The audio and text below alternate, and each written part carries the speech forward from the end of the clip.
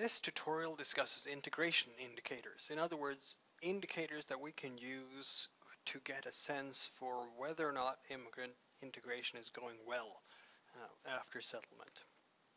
And I'm going to talk primarily about three different kinds: residential segregation, community versus minority formation, and three patterns of this, which is really related to residential segregation, and labor market position finally.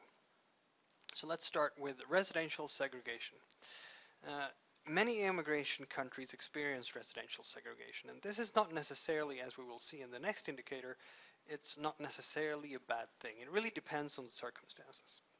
The most extreme case would be in the US, maybe, where there is almost complete separation between African Americans and Caucasians, and sometimes Asian and Hispanic populations. Of course, sometimes residential segregation persists beyond the immigration stage. When we talk about between African Americans and Caucasians, of course, in the US, most African Americans have been in the US for a long period of time, generations even. And that can go for Asian and Hispanic populations as well. So it can persist beyond immigrant communities as such. And there's many factors that go into creating residential segregation. It can be networks within immigrant communities, low social status, low initial income, discrimination by landlords, for instance. So that's some factors. So let's talk about community versus minority formation. And the use of the label community or the label minority is important in this case, as I'll demonstrate in a moment. We can talk about three patterns in the global city. So in typical big city of a contemporary democracy, these three patterns emerge. First of all, there is the situation where there is no clear distinct group formation. When the migrants are so similar to the majority that they don't really make up a clear distinct ethnic group. British settlers in Australia, Austrians in Germany, for instance. The second is where there is an ethnic community. Now, there's an ethnic group, it clusters in certain neighborhoods, it maintains heritage, a language, maybe religion, maybe. It develops strong institutions of their own. That could be organizations, it could be media, it could be business, separate radio stations and TV and so on. And there are opportunities for citizenship and political and economic participation. Examples here: Italians in Australia or Canada or the US, the Irish in the UK, Southern Europeans in France or the Netherlands.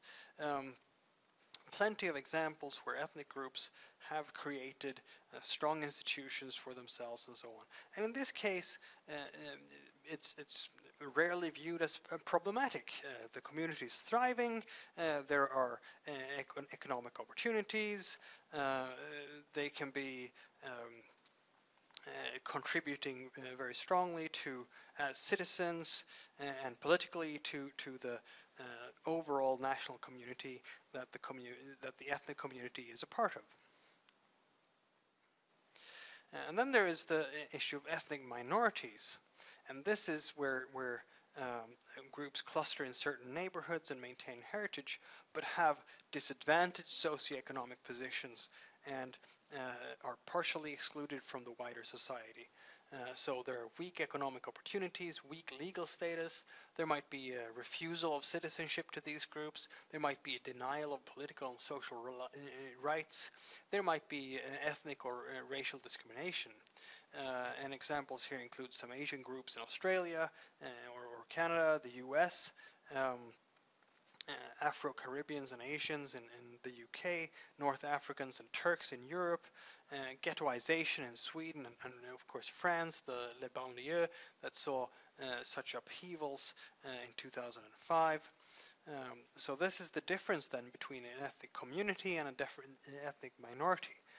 And the difference between them have very much are very much related to power relations between the community and surrounding society. Finally, we can talk about labor market position. Is the labor market segmented based on ethnicity? To some extent, this exists in all immigration countries, but how strong is it? What's the opportunity for upward mobility after initial settlement? What does that opportunity look like? Some countries have active policies to improve labour market positions of immigrants. That includes Australia, Canada, Sweden, the UK, France, and the Netherlands. Really very often the multicultural, the countries that took up multiculturalism as a policy framework falls into this category. France, of course, never did, but has had some form of active policies as part of its social policy framework anyway.